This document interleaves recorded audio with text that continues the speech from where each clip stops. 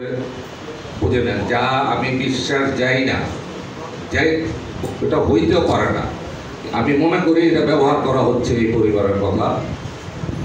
এরপরে ওনারা মামলা করবেন এবং মামলা করে 1000 লোক নিয়ে কেন্দ্রীয় অফিসে যাবে এবং আমার বহিষ্কার এবং সদস্য পদ রহিত করবে। তাতেই তাদের কাজটা হয়ে যাবে যে আপনি সরে গেলেন, আপনাকে দল থেকে বহিষ্কার করা হবে এবং ওনারা সামনে চলে আসবে, ওনাদের আর বাধা থাকবে না সামনে নমিনেশন পাইতে। আমি খুব চিন্তিত হলাম কিছুক্ষণ, তারপরে আমি বাসায় গেলাম, আমি আমার পরিবারের সাথে বুঝলাম। বুঝার পরে বৃহস্পতিবার আমি সারাদিন কোনো কাজ করিনি। সারাদিন পুলিশের সদর দপ্তর, ডিএমপি, বিভিন্ন অফিসে আমি এই ব্যাপারগুলি জানিয়েছি, লিখিতভাবেই জানিয়েছি। এরপরে আমি দলের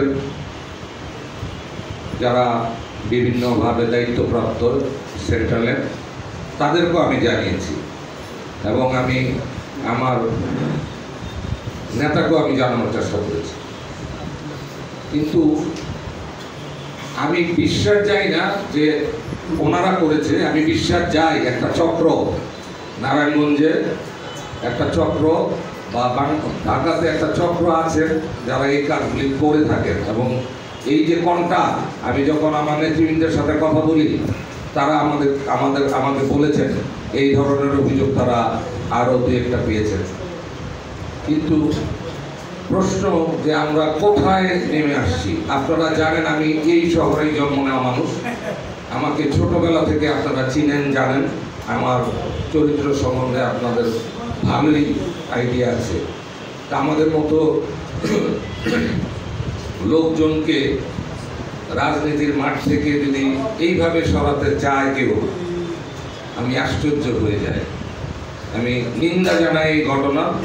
আমি আশা করি সাংবাদিক ভাই বোনেরা এবং নারায়ণগঞ্জের আপামর জনসাধারণ আমার পাশে থাকবেন এবং আমি দৃঢ়কণ্ঠে বলতে চাই যে আমরা এই সমস্ত কিছুর ভিতরে আমরা নাই এবং আমরা আমাদের জায়গা থেকে এই নারায়ণগঞ্জের